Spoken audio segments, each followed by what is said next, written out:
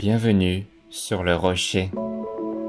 Lire la Bible tous les jours, prier même quand tu n'en as pas envie, te lever plus tôt pour passer du temps avec Dieu, beaucoup voient ça comme une contrainte. Certains disent même la foi, ce n'est pas une liste de devoirs, c'est la grâce. Et c'est vrai. Mais est-ce que la grâce exclut la discipline? Ou est-ce que la discipline pourrait être un chemin vers la vraie liberté? Aujourd'hui, on détruit un mensonge.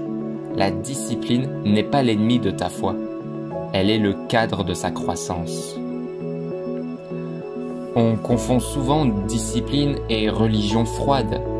Mais Dieu ne cherche ni des robots, ni des performances spirituelles. Il cherche un cœur qui demeure. Jean chapitre 15 au verset 4. Demeurer, c'est choisir chaque jour d'alimenter la relation. Même quand tu ne ressens rien, même quand c'est sec, même quand tu n'as pas envie. La discipline sans relation, c'est du légalisme. Mais une relation sans discipline finit par s'étioler. Exerce-toi à la piété. 1 Timothée chapitre 4 verset 7.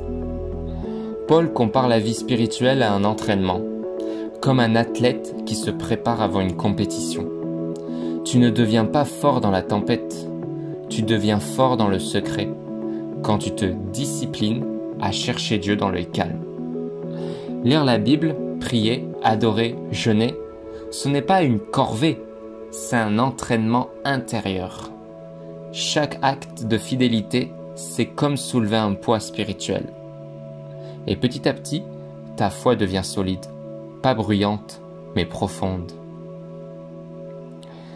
C'est pour la liberté que Christ nous a affranchis, Galates chapitre 5 au verset 1. Mais attention, liberté ne veut pas dire désordre. Jésus ne t'a pas libéré pour vivre sans cadre, mais pour que tu puisses marcher selon l'Esprit. Et marcher selon l'Esprit, ça demande une direction, un choix, une régularité. Ce n'est pas une performance, c'est une fidélité. Le vrai esclave, ce n'est pas celui qui se discipline, c'est celui qui vit esclave de ses envies, de son téléphone, de sa paresse ou de ses distractions. Comment vivre la discipline comme une joie, pas un fardeau? Voici quelques clés pratiques pour retrouver la joie de la discipline. Revois ton intention. Tu ne lis pas la Bible pour cocher une case, mais pour entendre la voix de ton Père. La discipline est un rendez-vous d'amour, pas un devoir religieux. Crée un cadre, pas une prison. Un lieu calme, un moment précis dans la journée, un carnet ou une Bible ouverte, mais laisse de la place à l'esprit. Ce n'est pas une routine sèche, c'est une rencontre vivante. Cherche la présence, pas la perfection. Même si tu ne comprends pas tout, même si ta prière est faible, Dieu ne regarde pas à la beauté de ta phrase, il regarde à la disposition de ton cœur. Et enfin, ne te décourage pas.